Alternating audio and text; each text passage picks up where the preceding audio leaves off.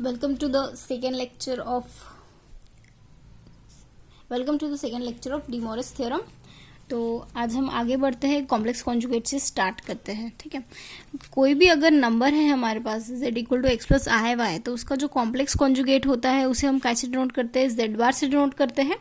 ठीक है, और z बार से जब हम कॉम्प्लेक्स कॉन्जुगेट डिनोट कर रहे हैं तो z बार यूजुअली करता क्या है? z बार जो है वो अपनी मैग्नीट्यूड से वैल्यू चेंज करता है। जैसे अगर हमारे पास z equal to x plus i y है तो दैट मीन्स जो हमारा z बार रहेगा उसका वैल्यू क्या रहेगा?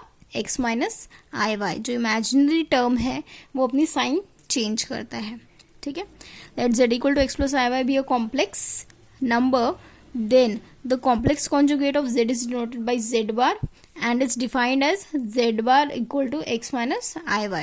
That means कि अगर आपके पास सपोज कोई नंबर है 1 प्लस आई और इसका कॉम्प्लेक्स कॉन्जुगेट आपको निकालना है, तो यानी यहाँ पे आपको बार लगाना पड़ेगा और 1 प्लस आई का कॉम्प्लेक्स कॉन्जुगेट जो है वो क्या होगा? 1 माइनस आई होगा। ठीक है, उसी तरीके से -5 -6 आई, अगर आपके पास ये कॉम्प्लेक्स नंबर है और उसका कॉम्प्लेक्स कॉन्जुगेट निकालना है आपको, दैट मीन्स उसके ऊपर आपको बार लगाना पड़ेगा। और जब आपने बार लगाया है तो वैल्यू क्या होगी? -5, जो माइनस आई है यहाँ पे क्या हो जाएगा? +6 आई। ठीक है, सिमिलरली अगर आपके पास एक नंबर है z, वो है 1 plus 3i upon 1 minus 5i, इस फॉर्म में है ये नंबर। अब इस नंबर का कॉम्प्लेक्स कॉन्जुगेट अगर आपको निकालना है, दैट मीन्स आपको क्या करना पड़ेगा? z बार अप्लाई करना पड़ेगा। z बार अप्लाई करना पड़ेगा यानी यहाँ पे 1 प्लस 3i जो है वो काय में कन्वर्ट होगा? 1 माइनस 3i में चेंज होगा, और 1 माइनस 5i जो है वो काय में चेंज होगा? 1 प्लस 5i में चेंज होगा। दैट मीन्स यहाँ पे ये जो z है उसका कॉम्प्लेक्स कॉन्जुगेट क्या होगा? z बार। ठीक है, तो यानी इन जनरल आप क्या कहोगे कि आपके पास अगर वैल्यू है x plus i y upon p plus i q, तो उसका कॉम्प्लेक्स कॉन्जुगेट क्या होगा? x minus i y upon p minus i q. जैसे सपोज आपके पास एक नंबर है 1 प्लस आई और 2 माइनस आई। ठीक है, अब ये जो नंबर है उसे अगर हमको लिखना है, किस फॉर्म में लिखना है? a प्लस आई बी के फॉर्म में लिखना है। सपोज इस नंबर को हमें a प्लस आई बी के फॉर्म में लिखना है, तो आप कैसे लिखोगे? यहाँ with the help of complex conjugate आपका ये वैल्यू जो है वो सॉल्व करना इजी हो जाएगा। ठीक है, तो आप क्या करोगे? इसे a प्लस आई बी के फॉर्म में लिखने के लिए ये डिनोमिनेटर के कॉम्प्लेक्स कॉन्जुगेट से आप इसे मल्टीप्लाई भी करोगे, साथ ही साथ डिवाइड भी करोगे। अब 2 माइनस आई है, 2 माइनस आई का कॉम्प्लेक्स कॉन्जुगेट क्या हो जाएगा? 2 प्लस आई। तो यानी 2 प्लस आई से आप मल्टीप्लाई भी करोगे और डिवाइड भी करोगे। दैट मीन्स अब इन दोनों का आपको मल्टीप्लीकेशन करना है और इन दोनों का आपको मल्टीप्लीकेशन करना है। ठीक है, तो यानी जो डिनोमिनेटर है a minus b a plus b, तो वैल्यू क्या होती है? a square minus b square होता है। ठीक है, और 1 प्लस आई और 2 प्लस आई, इसके पहले हमने बताया था आपको कि दो कॉम्प्लेक्स नंबर जो है उनका मल्टीप्लिकेशन अगर आप करते हो तो वो कैसा रहता है? 1 इंटू 2 माइनस 1 इंटू 1 प्लस आता है यहाँ पे आई टाइम्स ये आएगा 2 into 1, 2 into 1 plus 1 into 1। That means ये वैल्यू क्या हो जाएगी? ये 2 स्क्वायर जो है वो 4 होता है, माइनस आई स्क्वायर की वैल्यू क्या होती है? -1 होती है। ठीक है, आई इज इक्वल टू क्या होता है? √-1। दैट मीन्स कि आप आई का स्क्वायर करोगे तो ये वैल्यू क्या हो जाएगी? -1 हो जाएगी। तो आई स्क्वायर की जगह हमने यहाँ पे -1 लिखा। अब ये 2 -1 हो जाएगा प्लस आई टाइम्स 2 प्लस 1 हो जाएगा। ठीक है, तो यानी ये वैल्यू क्या होगी? 1 प्लस 3i अपॉन 5। यानी इसे हम कैसे लिख सकते हैं? 1/5 प्लस 3/5 i।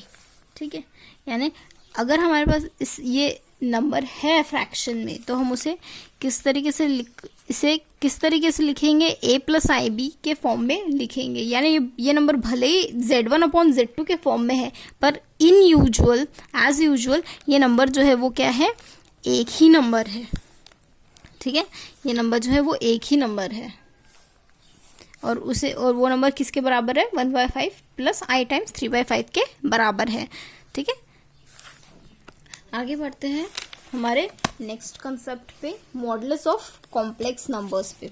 ठीक है, अब मॉडुलस ऑफ कॉम्प्लेक्स नंबर क्या होता है? जैसे आपके पास अगर कोई भी नंबर है तो उसका मॉडुलस निकालना है तो आप कैसे निकालते हो?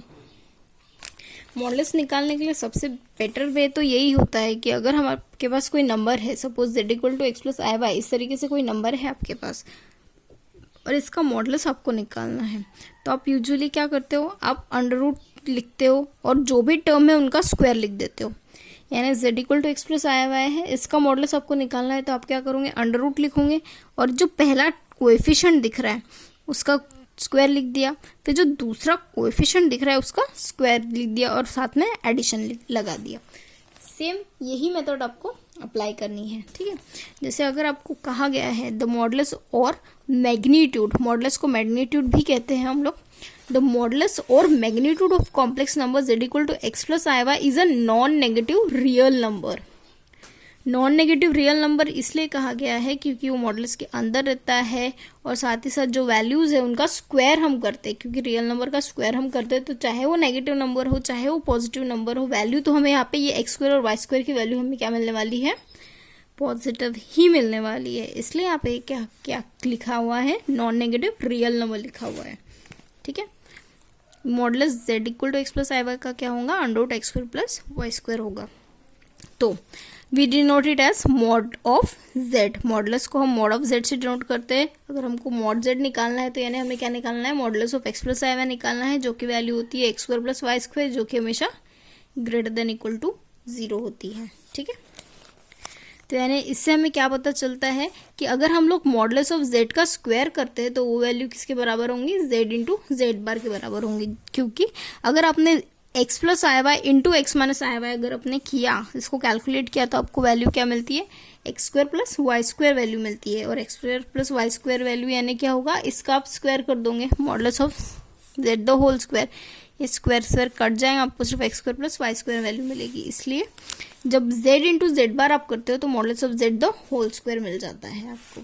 ठीक है, जैसे यहाँ पे 3 प्लस आई 4 है, एक एग्जाम्पल लिया हुआ है 3 प्लस आई 4, तो अगर आपको इसका मॉडुलस निकालना है तो आप कैसे निकालोगे, under root 3 square plus 4 square, जो भी कोएफिशिएंट है उसका स्क्वायर लिखना पड़ेगा, 3 का स्क्वायर और 4 का स्क्वायर, यानी 3 स्क्वायर प्लस 4 स्क्वायर यानी 25, यानी ये 5 हो गया।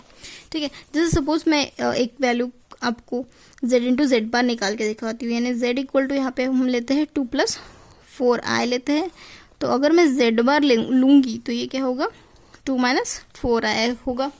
तो अब मैं z इंटू जेड बार कैलकुलेट करके दिखाती हूँ आपको, z इंटू जेड बार जो है वो modulus of z the whole square के बराबर आता है या नहीं करके। ठीक है, तो यानी ये 2 प्लस 4 आई हो गया और z बार अगर आप लोगे तो होगा 2 माइनस 4 आई। ठीक है, तो आपको इसको सिंप्लीफाई करना है, तो यानी 2 इंटू 2 हो जाएगा ये 4 और ये होगा प्लस 16। ठीक है,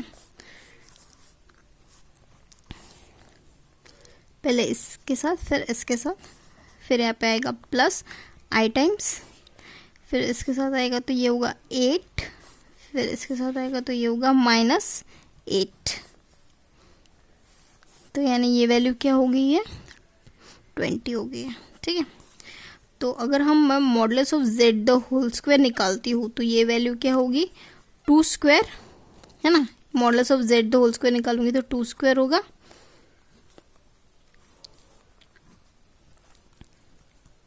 प्लस 4 स्क्वायर। ठीक है, तो यानी ये वैल्यू क्या हो रही है, 4 प्लस 16, यानी ये वैल्यू भी क्या हो रही है, 20 हो रही है। यानी इससे आप क्या देख रहे हो कि हमेशा z इंटू जेड बार आप करते हो तो वो वैल्यू क्या आती है, modulus of z the whole square के बराबर आती है। ठीक है, तो इस तरीके से हमने ये प्रूफ किया है कि modulus of z the whole square is equal to क्या आता है, z इंटू जेड बार आता है, और मॉडुलस ऑफ z जो है वो आप इजीली निकाल सकते हो। ठीक है, मूव करते हैं थोड़ा आगे। नेक्स्ट डेफिनेशन है द कॉम्प्लेक्स और आर्गन प्लेन। ठीक है, अब ये कॉम्प्लेक्स और आर्गन प्लेन क्यों कह रहा है, क्योंकि यहाँ पे इस प्लेन में आप क्या करोगे, कोई पॉइंट को, कॉम्प्लेक्स पॉइंट को लोकेट करने की कोशिश करोगे। जैसे सपोज यहाँ पे एक पॉइंट है x प्लस आई वाई, अब इस पॉइंट P को आपको कॉम्प्लेक्स नंबर में, ये आर्गेंट प्लेन में, यहाँ पे x एक्सिस है, y एक्सिस है, इस आर्गेंट प्लेन में आपको कॉम्प्लेक्स नंबर लोकेट करना है। तो आप कैसे करोगे? तो आप क्या करोगे, ये 0 से लेके x तक का डिस्टेंस लोगे, यहाँ पे रुक गए, ठीक है, फिर 0 से लेके y तक का डिस्टेंस लोगे, फिर यहाँ पे रुक गए। तो अब ये दोनों पॉइंट कहाँ पे मिल रहा है? यहाँ मिल रहा है ना। तो यानी ये जो पॉइंट जहाँ पे ये x और y का डिस्टेंस मिल रहा है, ठीक है, ये यहाँ पे x का डिस्टेंस, यहाँ पे y का डिस्टेंस जहाँ पे मिल रहा है, उसे हम क्या कहेंगे? पॉइंट P कहेंगे, जो कि होगा एक्स वाई के फॉर्म में, जो कि इक्वल टू होगा x प्लस आई वाई, ठीक है। यानी इस तरीके से हम लोग जो कॉम्प्लेक्स नंबर है, x प्लस आई वाई की जगह आप कोई भी नंबर ले लो, 2 3 4 5 6, कोई भी नंबर ले लो, x की वैल्यू चेंज करो, टोटल x की वैल्यू r में बिलोंग करके चेंज करो, y की वैल्यू चेंज करो, आपको जो पॉइंट मिलेगा p, वो क्या रहेगा? हमारा रिक्वायर्ड कॉम्प्लेक्स नंबर रहेगा। इस तरीके से आप कोई भी पॉइंट जो है वो इस कॉम्प्लेक्स आर्गेंट प्लेन में शो कर सकते हो, ठीक है। Let O X and O Y be a rectangular axis. यहाँ पे ये ओ एक्स एक एक्सिस है, ओ वाई एक एक्सिस है, और ये एक रेक्टेंगुलर एक्सिस है, एक, ठीक है, रेक्टेंगुलर एक्सिस है। We represent the complex number z equal to x plus i y by the point p of x y. अब हमको z equal to x plus i y को एक्सप्रेस करना है, तो हम कैसे एक्सप्रेस करेंगे? पॉइंट p से एक्सप्रेस करेंगे, p ऑफ एक्स वाई से एक्सप्रेस करेंगे, या फिर p ऑफ z से एक्सप्रेस करेंगे, ठीक है, in the plane xy.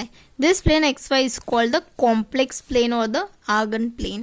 इस पॉइंट, इस प्लेन को, ये जो xy प्लेन है, इसे हम क्या कहेंगे? कॉम्प्लेक्स प्लेन कहेंगे या फिर आर्गन प्लेन कहेंगे, ठीक है। नाम है इनका कि या तो कॉम्प्लेक्स प्लेन है या फिर आर्गन प्लेन, कॉम्प्लेक्स प्लेन कहो या फिर आर्गन प्लेन कहो, और द आर्गन प्लेन और गॉसियन प्लेन, ठीक है। तो यानी एक ऐसा प्लेन जहाँ पे आप कॉम्प्लेक्स नंबर को शो कर सकते हो, रिप्रेजेंट कर सकते हो, उस प्लेन को हम क्या कहते हैं? आर्गन प्लेन कहते हैं, या फिर गॉसियन प्लेन कहते हैं, या फिर कॉम्प्लेक्स प्लेन कहते हैं, ठीक है। अब हम मूव करते हैं हमारे रिमार्क पे। ये रिमार्क क्या कहता है? The angle theta of z is the angle between the vector and the positive direction of the x axis. हाँ, ये जो एंगल थीटा है वो क्या है? वो एंगल है जो कि हमारा वेक्टर, ये जो पॉइंट हमने लिया है उसे हम वेक्टर कंसिडर करते हैं, ठीक है। ये जो एंगल थीटा है वो क्या है? एक एंगल है जो कि हमारा पॉइंट z बनाया है in the positive direction of x axis. यानी आप ये जो एंगल थीटा है वो कैसे कैलकुलेट करोगे? आप वो एंगल थीटा कैलकुलेट करोगे विद द पॉजिटिव डायरेक्शन। यानी ये एंगल जो है वो यहाँ से इधर तक जा रहा है क्या? नहीं, वो पॉजिटिव एक्स एक्सिस से आगे जा रहा है। यानी ये क्या है?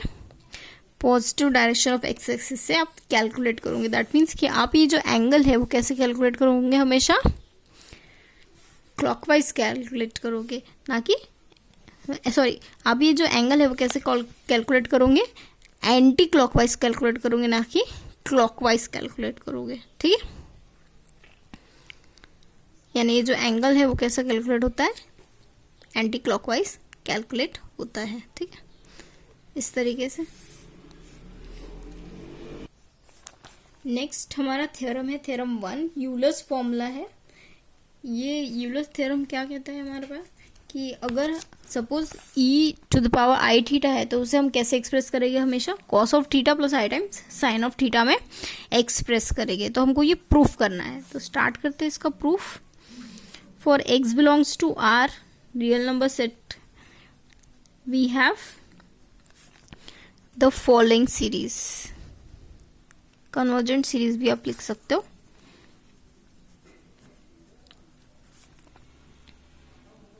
देखिए, अगर आपके पास e to the power x है तो आप उसे कैसे लिखोगे? 1 plus x plus x square by 2 factorial plus x cube by 3 factorial plus x so on. इस तरीके से आप e to the power x को एक्सप्रेस करते हो, ठीक है। पर साथ ही साथ अगर आपको साइन थीटा को एक्सप्रेस करना है तो आप कैसे लिखोगे? साइन x को लिखोगे तो साथ ही साथ अगर साइन x को आपको एक्सप्रेस करना है तो आप कैसे एक्सप्रेस करोगे? साइन x का फॉर्मूला होता है x minus x cube by 3 factorial plus x to the power 5 by 5 factorial minus x to the power 7 by 7 factorial plus so on. ठीक है, ये साइन एक्स का एक्सपांशन हो गया।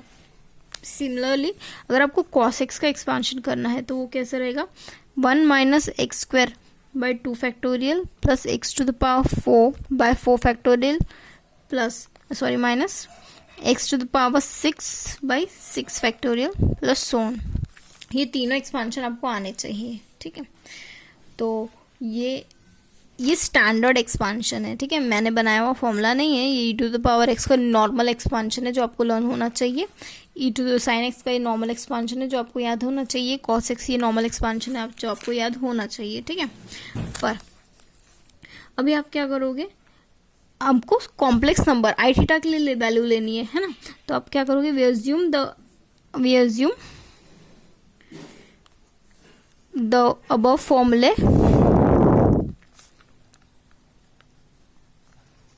also valid for x belongs to c, यानी कोई भी number जो कि कॉम्प्लेक्स नंबर की फील्ड को बिलोंग करता हो उसके लिए भी ये फॉर्मूला जो है वो होल्ड करता है, हम ऐसा मानेंगे। ठीक है, तो taking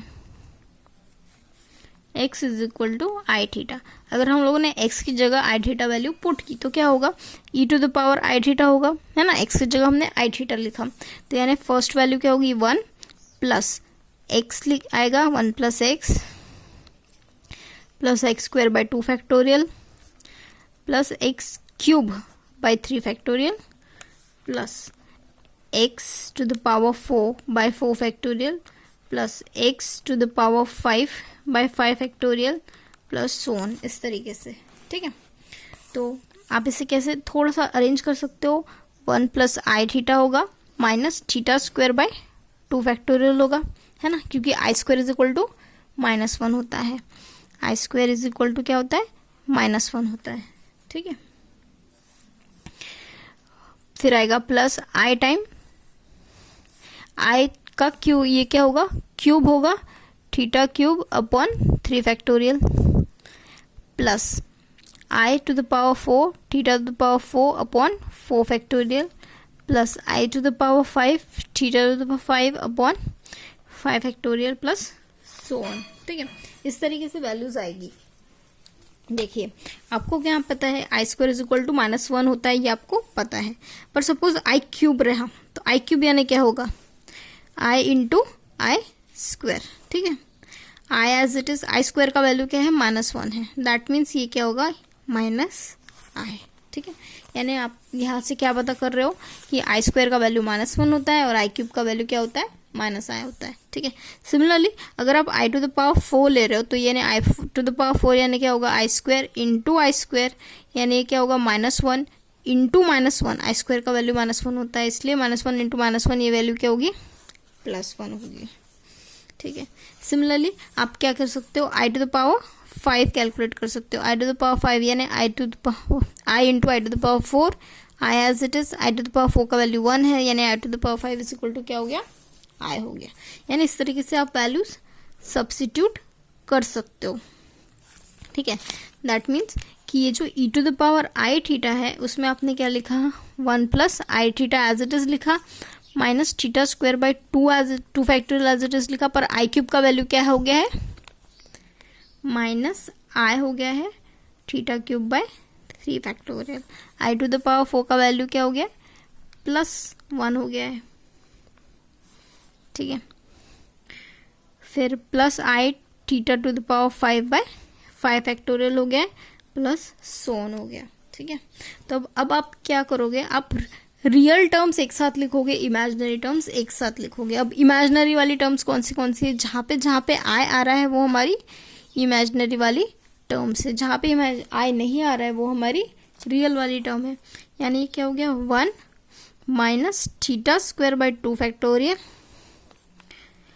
plus theta to the power 4 by 4 factorial, ये हमारी रियल वाली टर्म होगी। अब ये प्लस है, माइनस है, प्लस है, नेक्स्ट टर्म क्या आएगी, माइनस आएगी। ठीक है, इस तरीके से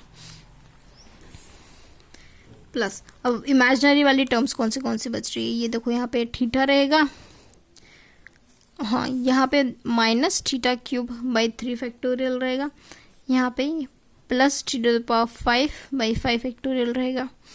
यहाँ पे क्या आएगा, माइनस आएगा, प्लस माइनस प्लस, फिर यहाँ पे माइनस वाली टर्म रहेगी, सो ऑन चलते जाएगा।